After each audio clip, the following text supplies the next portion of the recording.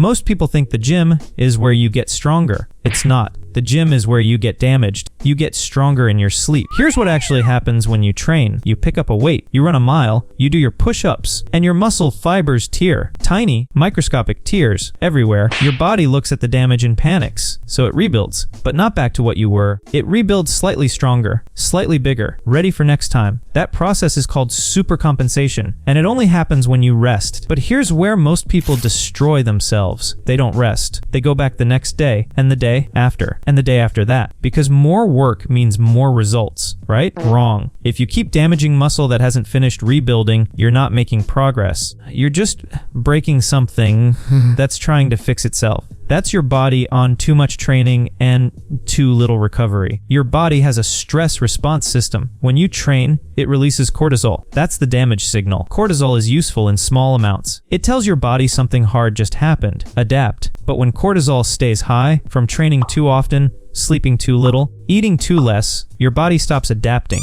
It starts breaking down muscle instead of building it. You feel it as fatigue. Mood crashes. Workouts that feel harder than they should. Most people's response to this? Train harder. That is the exact wrong answer.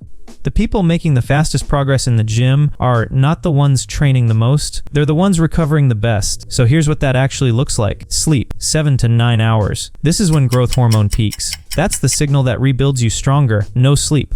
No signal, no growth. Train 3 to 4 times a week, not 6, not 7. 3 to 4 quality sessions with real rest between them. Eat enough, especially protein. Food is the raw material. Without it, your body has nothing to rebuild with, and you don't need expensive supplements. Eggs, canned tuna, Greek yogurt, cottage cheese, chicken breast, peanut butter. These are your bricks. Cheap, available. Sitting in your kitchen right now, no brick, no wall. The gym breaks you down. Recovery builds you up.